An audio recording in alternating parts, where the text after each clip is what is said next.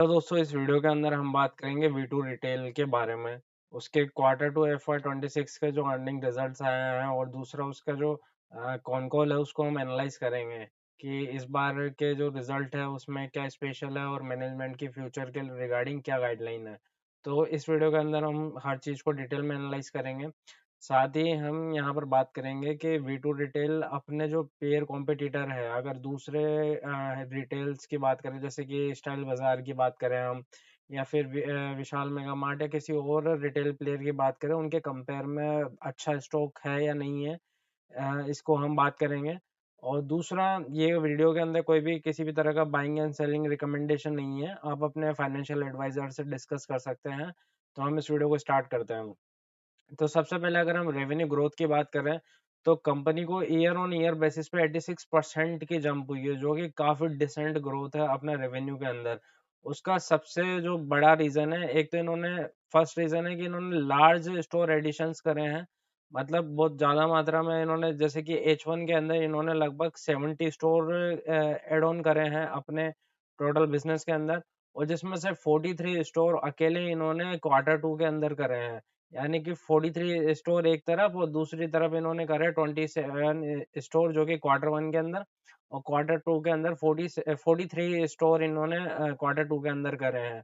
और इनका कहना है कि इनका जो स्टोर होता है, कोई भी नया स्टोर अगर ये ओपन करते हैं, तो वो इनके पहले मंथ के अंदर ही ब्रेक इवन आ जाता है, और 2 से 3 साल के अंदर ही इनका जो स्टोर होता है, जो भी आज नया है, वो इनका मैच्योर स्टोर में कन्वर्ट हो जाता है, और उसका डायरेक्ट इनको बेनिफिट मिलता है इनके ओवरऑल बिजनेस के अंदर, क्योंकि वो डायरेक्ट रिफ्लेक्ट करता है। दूसरा, इनके जो सेम स्टोर सेल्स ग्रोथ है, तो जो सेम स्टोर सेल्स ग्रोथ है इनके, जो ओल्ड जो स्टोर है, उसके अंदर ये 23.4% की हैं। और अगर हम इसमें फेस्टिवल सीजन्स को अगर हम हटा दें, तो उसके अलावा अगर नॉर्मली वे में बात करें, तो 10.3% की strong sales same store sales growth है, SSSG।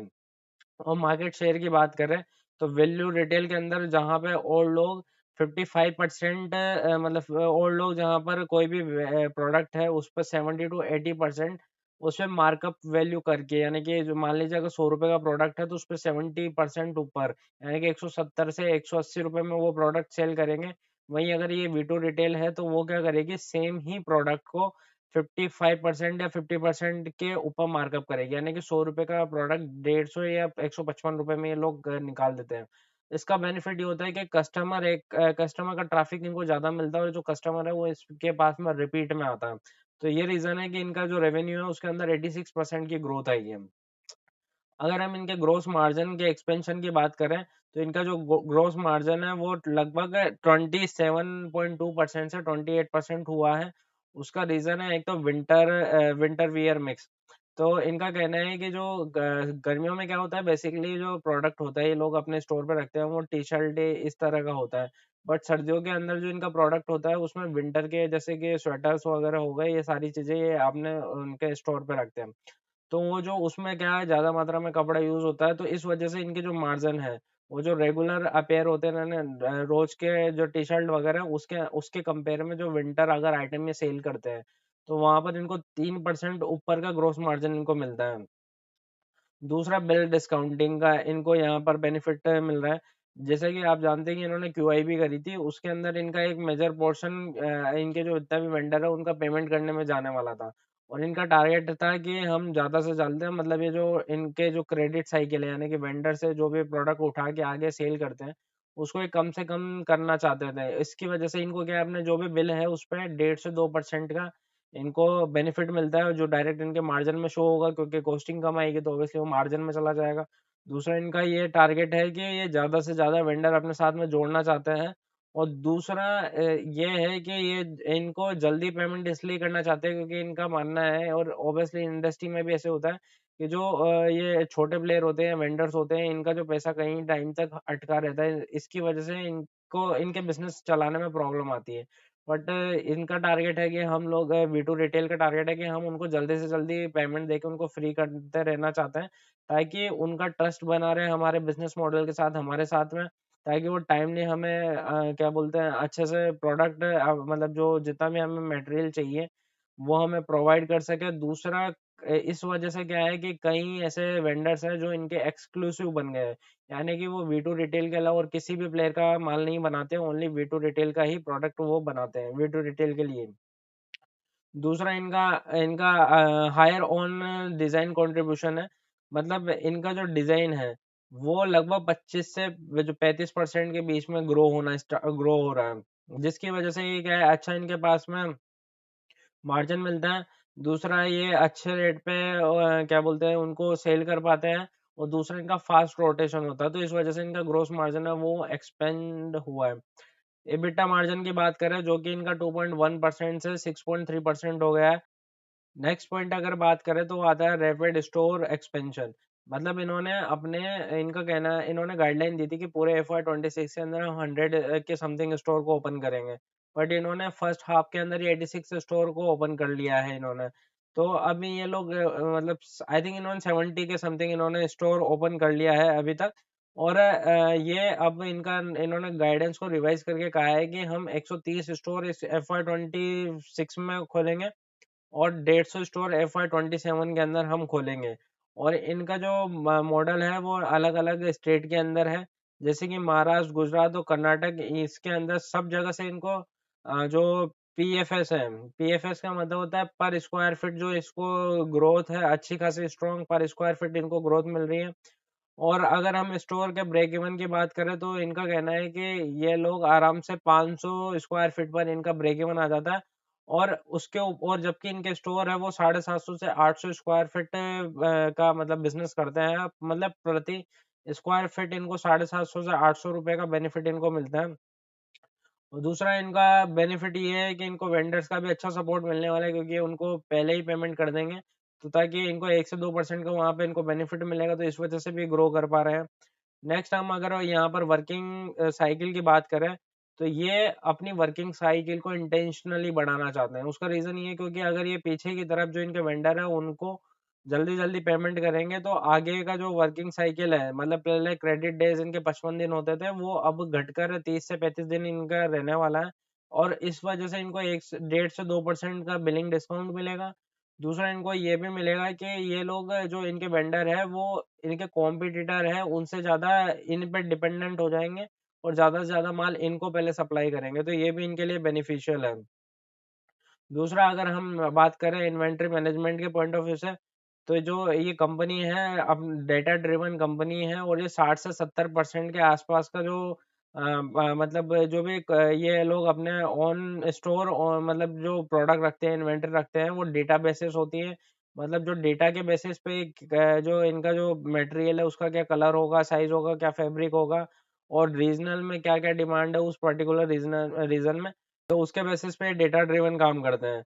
और दूसरा इनका ये होता है कि अगर मतलब जैसे कि कोई इन्होंने प्रोडक्ट लॉन्च किया है अपने स्टोर के अंदर और वो सेल नहीं हो रहा 2 वीक तक, तो ये उसको डिस्काउंट देते देते अगले 2 महीने के अंदर उसको कैसे भी करके अपने पास से स्टोर को अपने पास से उसको खत्म कर देते हैं, मतलब इन्वेंटरी को क्लीन कर देते हैं। इसका क्या बेनिफिट होता है, मतलब उस टाइम तो इनको हो सकता है कि वो घाटे में इसको बेच रहे होंगे, बट इसकी वजह से क्या होता है वो स्पेस इनके पास में बचता है, और वहां पर ये जो ज्यादा फास्ट मूविंग प्रोडक्ट होता है उसको वहां पर रख सकते हैं हम। तो इनका ये बेनिफिट है। और ये हर मतलब वीकली कम से कम 300 से 350 डिजाइनों को ये लॉन्च करते हैं, तो इस वजह से इनका इन्वेंटरी मैनेजमेंट काफी अच्छा है। बट एक बड़ा रिस्क यहाँ पर ये है कि अगर इनका डेटा ड्रिवन अगर कुछ कई जगह गड़बड़ हो गई या कुछ मिसमैच हो गया, तो इनकी जो इन्वेंटरी है जो कि 60 से 70% डेटाबेस पे रखते हैं, तो वहां पे इनको बहुत बड़ा झटका लग सकता है। और अगर हम बात करें कि इस कंपनी के आरओई है वो लगभग 22.9 है। उसका रीज़न है, एक तो सबसे बड़ा है कि जैसा कि इन्होंने कहा कि हम कोई भी प्रोडक्ट अगर अपने स्टोर पे रखते हैं तो हम उसको 2 वीक के अंदर अगर वो सेल नहीं होता तो 2 महीने के अंदर उसको हम क्लीन कर देते हैं। यानी कि इनका फास्ट इन्वेंटरी टर्न अराउंड है। यानी कि ये फास्ट फास्ट माल बनाते हैं, फास्ट फास्ट उसको स्टोर में डालते हैं और फास्ट फास्ट उसको सेल करते हैं और नया माल रिपीट में लाते हैं। तो इस वजह से आरओ यानी रिटर्न ऑन इक्विटी इनकी काफ़ी अच्छी है।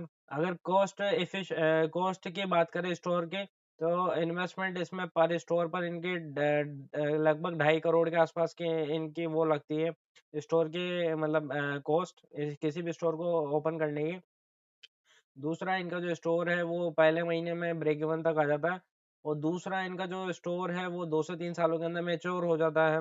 इस वजह से इनकी जो मतलब आरओई है वो काफ़ी ज़्यादा स्ट्रॉन्ग है। अगर हम बात करें इसके एसएसएसजी में जो ग्रोथ आने के क्या-क्या रीज़न है, पहला तो फेस्टिवल शिफ्ट, जो दुर्गा पूजा क्वार्टर 3 में आती थी वो क्वार्टर 2 के अंदर आ गई, तो इस वजह से इनको एक तो बूस्ट मिला अपने ईस्टर्न वाले पार्ट में। दूसरा फैशन रिफ्रेश, ये हर बार नए डिज़ाइन के साथ में आते हैं और हाई रिपीट, जिसकी वजह से इनको मतलब जो रिपीटेशन होता है फुटफॉल, रिपीट फुटफॉल ज़्यादा मिलता है। और दूसरा प्राइसिंग, ये लो एमआरपी पे रखते हैं, इनका मतलब मोटो ये मान लीजिए कि ये लो एमआरपी पे रखते हैं और उसको रिपीट में ज़्यादा स्पीड से उस माल को बेच पाते हैं, तो जिसकी वजह से इनकी जो डिमांड है वो हमेशा बनी रहती है। और स्टोर मैच्योरिटी टाइम इनका बहुत कम है, 2 से 3 साल में इनका स्टोर मैच्योर हो जाता है, पहले महीने में इनका स्टोर ब्रेक इवन पे आ जाता है, तो इसलिए ये काफ़ी बेनिफिशियल है इनके लिए। और दूसरा यहाँ पे मैनेजमेंट में किसी एनालिस्ट ने पूछा था कि आप साउथ इंडिया को लेकर क्या आपका पॉइंट ऑफ व्यू है, तो इन्होंने कहा था कि हम साउथ के अंदर मतलब हमारा टारगेट है कि हम और ज़्यादा साउथ के अंदर स्टोर खोलेंगे। करंटली इनके जो 18 स्टोर कर्नाटक में they are doing very good. And अगर हम बात करें कि हाई पॉपुलेशन और फैशन की डिमांड जो साउथर्न पार्ट है वहाँ के अंदर अप्रैल जो मार्केट है जैसे कि तमिलनाडु वगैरह वहाँ पे ज़्यादा डिमांड है, तो वहाँ पर भी ये लोग अपने स्टोर को ओपन कर रहे हैं। और वैल्यू रिटेल सेगमेंट के अंदर है जो जितना कंपटीशन नॉर्थ के अंदर और वेस्ट के अंदर है, वहाँ साउथ में इनको कंपटीशन वहाँ पर कम है। और इनका टारगेट है कि हम लगभग 2000 से 2500 के बीच में स्टोर्स में खोलकर मतलब नेशनल रिटेलर बनना चाहते हैं, इनका टारगेट है। और ये दूसरा यहाँ पे इनसे किसी ने पूछा था कि आप लोग फ्रेंचाइजी मॉडल पर यानी FOCO franchise own company operated model पर क्यों नहीं आना चाहते, तो इन्होंने फर्स्ट रीजन दिया था इनका कि क्वालिटी कंट्रोल प्रॉब्लम, तो कि जब भी अगर हम फोको मॉडल पे आते हैं तो क्वालिटी, हमारी जो क्वालिटी है और जो फ्रेंचाइजी की जो क्वालिटी है उसमें कहीं ना कहीं प्रॉब्लम आ सकती है, कहीं ना कहीं इन्वेंट्री कंट्रोल को लेके इशू आ सकते हैं अगर वो मैनेज नहीं कर पाया अगर फ्रेंचाइजी उसको। और दूसरा स्टैंडर्ड मैच करना, और जिस तरह का ये स्टैंडर्ड रखते हैं उस तरह का स्टैंडर्ड मैच करना इनके लिए हो सकता है कि फ्रेंचाइजी के लिए डिफिकल्ट हो, तो इस वजह से ये ऐसा नहीं करना चाहते हैं। तो ओवरऑल देखा जाए तो कंपनी काफ़ी डिसेंट है, कंपनी काफ़ी अच्छा काम कर रही है, कंपनी अपने मार्जिन्स को बढ़ा रही है, कंपनी नई-नई टेरिटरी के अंदर अपने बिज़नेसेस को ओपन कर रही है, अपने स्टोर्स को ओपन कर रही है। इनका टारगेट है कि नेशनल रिटेलर इनको बनना है, 200 से ढाई सॉरी 2000 से 2500 इनको स्टोर्स ओपन करने हैं पूरे ऑल अक्रॉस द इंडिया। तो देखा जाए तो हर चीज़ यहाँ पर अच्छी है, आरओ इनका अच्छा है, बस इसके बिज़नेस के साथ में रिस्क ये है कि अगर इनका जो इन्वेंट्री वाले पॉइंट पे अगर डेटा कहीं पे गड़बड़ हुआ और ये मिसमैच हो गया अपने सिचुएशन के अकॉर्डिंग, मतलब डिमांड के अकॉर्डिंग, तो ये सबसे बड़ा इनके लिए रिस्क साबित हो सकता है। बाकी अगर देखा जाए तो अभी तक सब कुछ अच्छा है, अगर ये सब चीज़ें मैनेज अच्छे से कर लें, तो अभी इनके 250 के आसपास का मेरे हिसाब से स्टोर है। और अगर 250 से यहाँ से वो 10 टाइम्स से इसका टारगेट करते हैं कि यहाँ से वो 10 टाइम्स इसको लेकर जाना चाहते हैं, नेशनल रिटेल प्लेयर बनना चाहते हैं, तो सोचिए कि जो इन्वेस्टर इसमें इन्वेस्ट करेंगे उनको भी अच्छा खासा यहाँ पे बेनिफिट मिल सकता है, मेरा ये मानना है। बाकी अपने फाइनेंशियल एडवाइजर से कंसल्ट करें इन्वेस्ट करने से पहले। Thanks for watching this video.